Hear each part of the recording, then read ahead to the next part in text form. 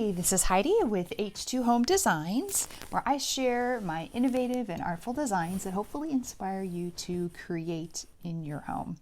Today I'm coming to you with a project that was inspired by a couple of things, but ultimately we are going to be creating sort of a grain sack logo that's going to be wall art.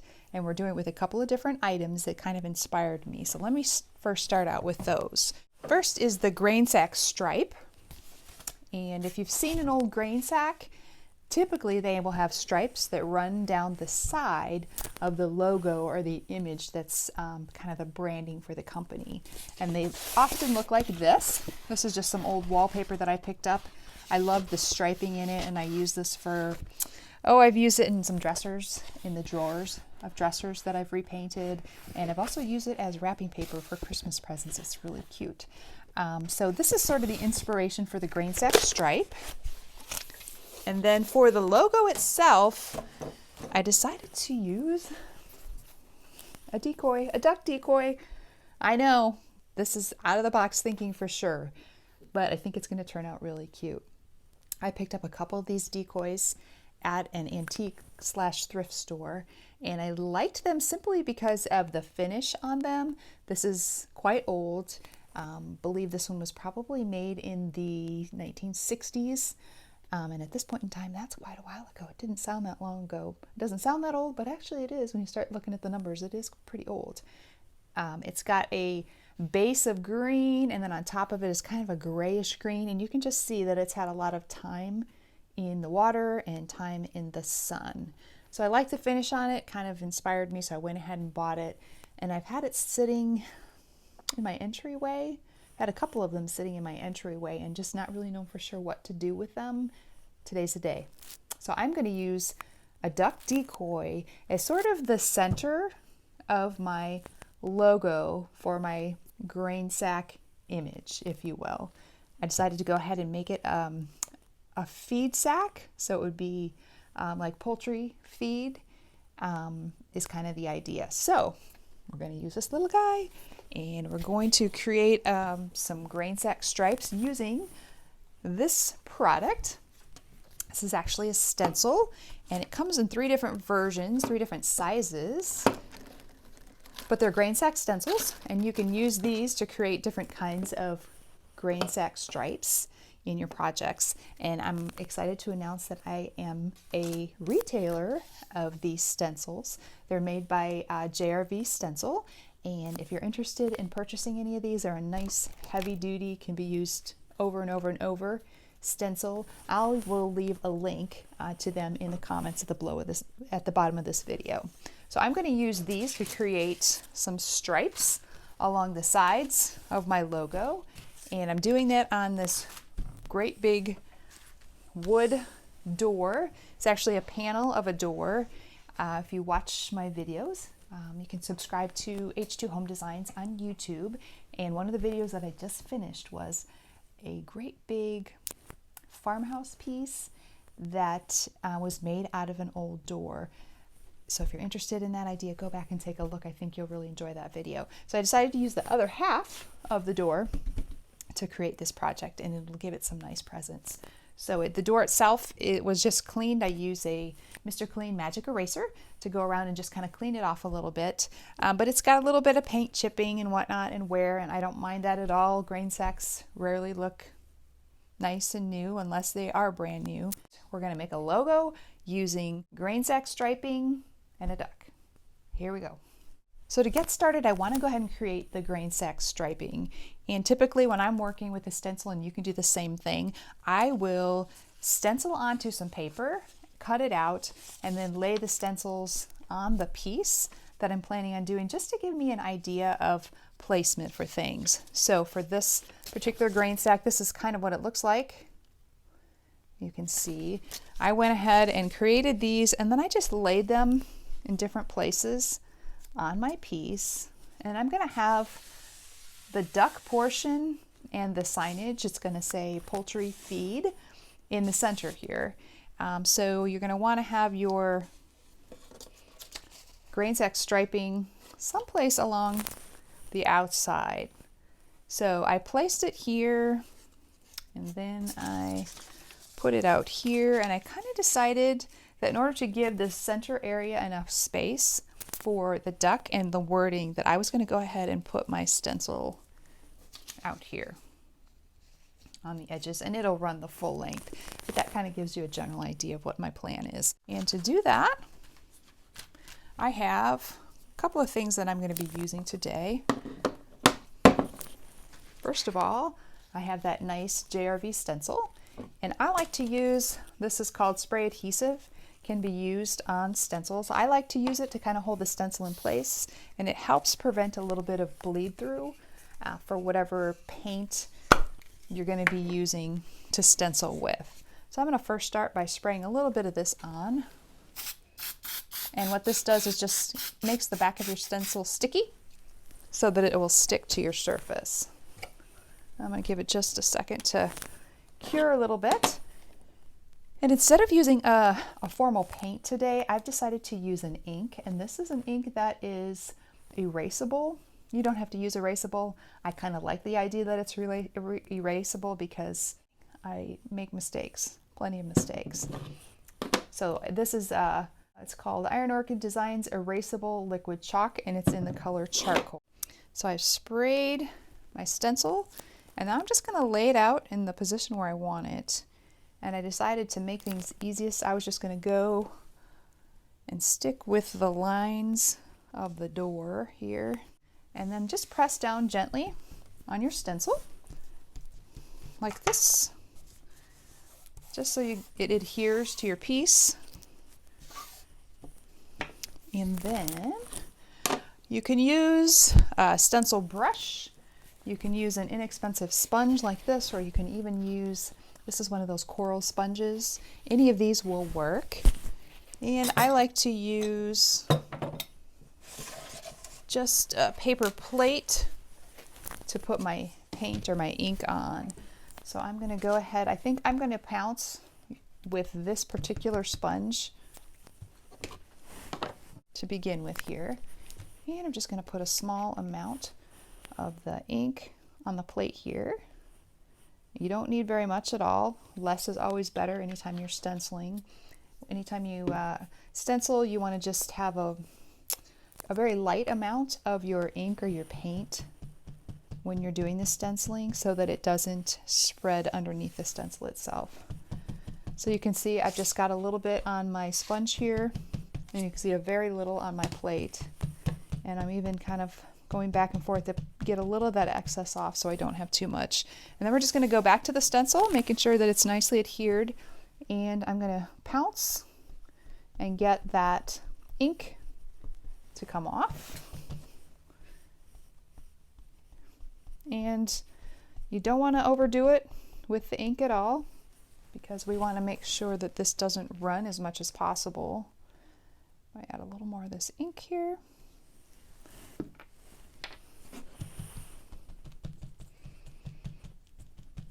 And the nice thing about these little sponges is that you don't have to, you can throw them away when you're done if you don't want to keep them. And this ink dries fairly quickly, which will be great for our project. So you can see I'm just pouncing straight up and down. You don't want to rub back and forth at all. You just want to pounce. That'll help prevent it from seeping underneath the stencil. And it doesn't take very long, and you get some nice impact. And one of the nice things about this ink in this particular color is that because it's kind of a chalky ink, you get sort of a chalky look, which I think anytime you're dealing with farmhouse or something old, a chalky look is kind of nice. It shows a little bit of age and a little bit of wear. So I've got this almost the full length of the stencil here.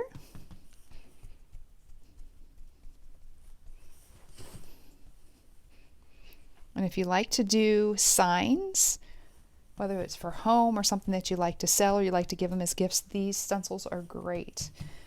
They wear really, really well. They're nice and thick, which most stencils are not. Oftentimes I've had stencils in the past where I've used them and I've had to get rid of them after using them once or twice because they bend and you can't straighten them back out.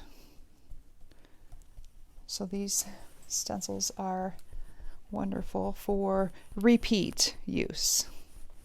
And I'm going to peel my stencil back and let's see what we end up with. So you can see there we have a fairly nice clean line, and I would say the beauty of this ink is that we can go back and we can do a little bit of erasing of the ink once it's dried to touch up some of those places where maybe we've got a little more ink than we want. So I'm going to go ahead and continue the stripe on this side, and then I'm also going to run a stripe down this side, and I'll come back and I'll show you how that's turned out. You can see I've got this side done all the way down, and I've just finished up the second side. I'm going to go ahead and pull that stencil up. And so I've got 2 full stripes, 1 on each side. And I'm just going to go ahead and let those dry, and then after they dry, I'm going to go back and do a little bit of touch-up to take off a little bit of that ink that may be smeared. And I think in this instance, because this is erasable ink, it'll probably look better if I just wait until it all dries and then go back and try and do some touch-up. All right, so we've got our grain sack stripes running vertically on our piece. Now it's time to work on the center of the logo itself. And I've decided to go with a poultry feed bag. So it's going to say poultry feed on it. And then we're going to use our duck as part of the image. But I wanted to add a little bit more to it. Oftentimes you'll see like a wreath or a hint of some almost kind of greenery that they use in grain sacks, or some kind of grain that they would use in the imagery. So I've decided to use another stencil. This again is a JRV stencil. It's one that has a wreath that kind of wraps around it, and then it says grateful, thankful, blessed. And I've decided to use just part of this, which is the beauty of these stencils. You can kind of pull off parts that you want to use for a particular project, and you don't have to use the whole thing. So I decided I wanted to use this wreath that's around here to wrap around the duck and the poultry feed wording that's going to be in the center of sort of the branding for this bag. So to do that, I went ahead again and I pulled out some paper, and I went ahead and stamped the paper with this wreath. So you can see I have these, and I decided with the size of this piece that probably going with 4 is going to make more sense than just going with 2. So I started off thinking, okay, maybe I'll just do one at the top and the bottom, a lot like this particular stencil is. But I just felt like it was a little bit empty that way, so I went ahead and stamped out 2 more. Decided, what if I go ahead and put them here? So I have kind of a full wreath, and that's what I landed on. So my next step is to go ahead and stamp or stencil these pieces in these locations as I let the stripes dry, and then we'll start working on the center of the piece. So the process is going to be the same. I'm going to go ahead and use the same little sponge dabber, the same ink, and I'm just going to use this top portion and the bottom portion of the stencil as I move around this piece. We'll see how it comes together.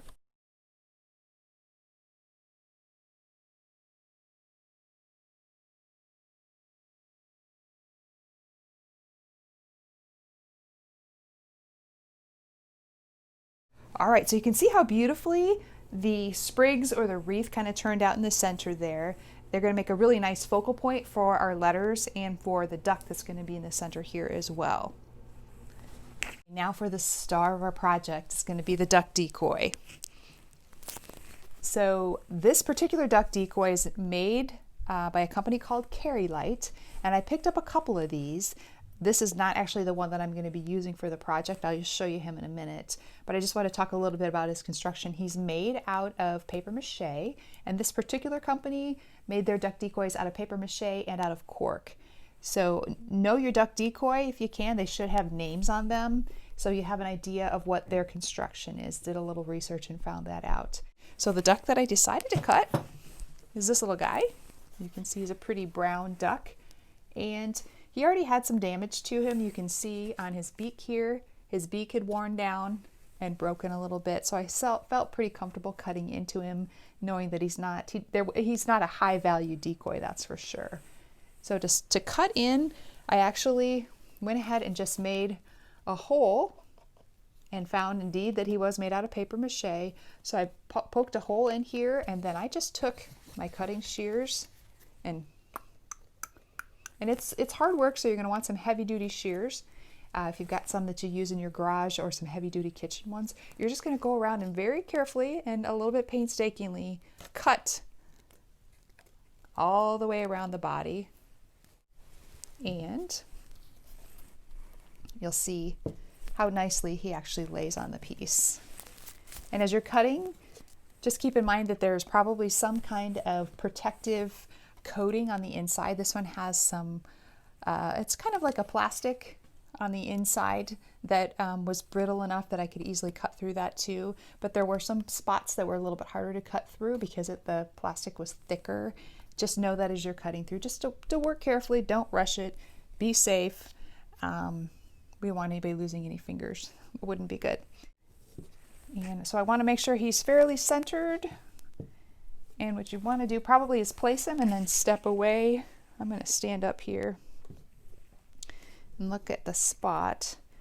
And then you're going to want to go in, once you think you found the spot where you'd like him to be, you're going to go in with the letters that you have and lay those out in an arrangement that's going to be pleasing to you. And at that point, we can go ahead and ink our letters on and adhere our duck to the surface of our project. But what I'd like to do now is start working on the lettering on the top. So it's going to say poultry feed up here at the top, and I'm going to do that part first, and then I'm going to add the duck after that, just to make sure that everything can be lined up. The duck can be moved a little bit, but the wording is going to be a little trickier. Okay, so I decided to play around a little bit with my lettering so I have a good idea of where I want it. And you can see I went ahead and laid it out here. These are just, they're individual letters that are actually stamps that I'm going to put some ink on. And I went ahead and laid them out in place to find an arrangement that I felt was pleasing. And I think this looks pretty good, and I think the duck is probably at a pretty good level.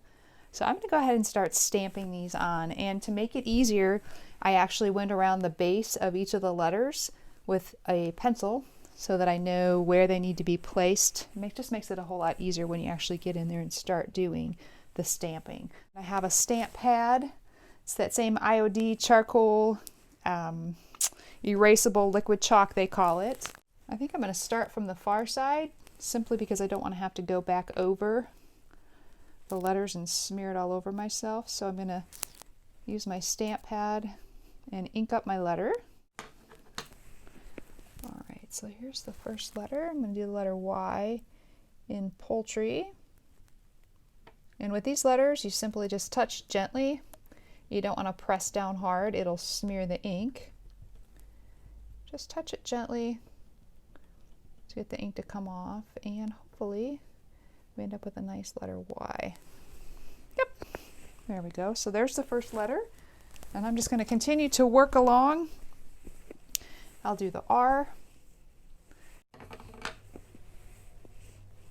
Okay, so I'm just looking at the line that I drew for my R. I'm going to carefully place the R down and lightly, with just my fingertips, run my fingertips over that letter to get the ink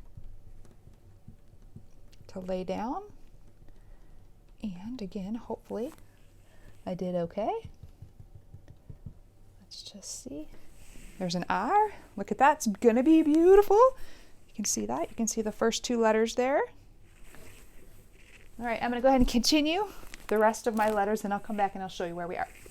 Alrighty, so I've got my lettering down. You can see I've got the poultry feed there, and I'm letting all of this dry a little bit. It's probably going to take, I'm going to give it a good hour, maybe 2 hours, just to completely dry. And I'm going to go back and I'm going to clean up some of these areas where you can see there's a little bit of spots that maybe need to be touched up, and then I'm going to erase some of my pencil lines that are there. But I'm going to go ahead and I'm going to put the decoy on now. And to do that, I've simply got, for the video at least, I've got a hot glue gun, but I would probably encourage you to use something like E6000 to adhere your decoy to the face of your project. But for the video, I'm just going to use a hot glue gun, and I'm going to put hot glue all around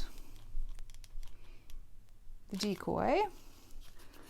And probably, because it cools off pretty quickly, I may just do it in some of the key spots here just so I can get it to adhere. But if you use E6000, go ahead and put it all the way around your decoy. And then you're going to want to let it sit for, oh, I don't know, I would definitely give it a good hour, maybe 2, before you start to play with it. So let's see what happens. Point in time with hot glue is if I don't like his placement, I can adjust it a little bit. Okay, so I'm going to hold it down. And let's just tip it up and let's take a look at it. To finish the piece off, I went back and used some E6000 adhesive to adhere the duck to the backdrop. And then I went in with an eraser and just erased those pencil lines, and voila! Here you have it, duck decoy to funky farmhouse decor. What do you think? I think it turned out so stinking cute. I'm in love with this piece. It's really different, it's unique, probably a little bit unexpected, but mwah! Thank you so much for joining me today for another one of my innovative and artful design ideas. I gotta say, this one makes me really happy.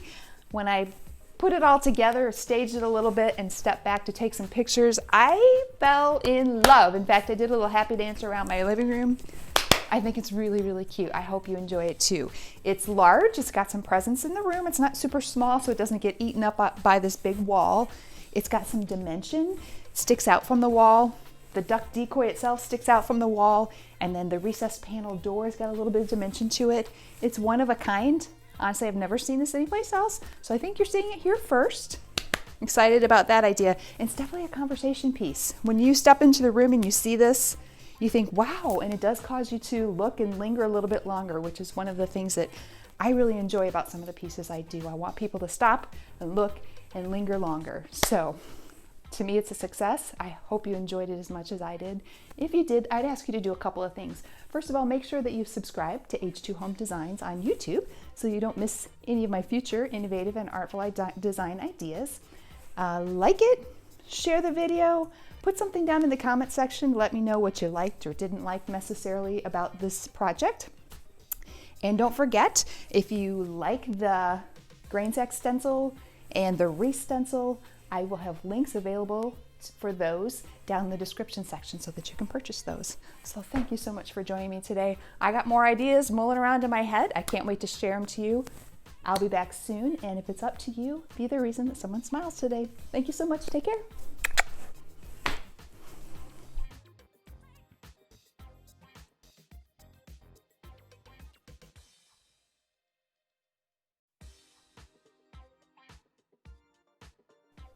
Be sure you're subscribed to H2 Home Designs on YouTube and hit the notifications button for all of our updates. And those products that I mentioned in the video, they are available at links down in the description box. Thanks for watching.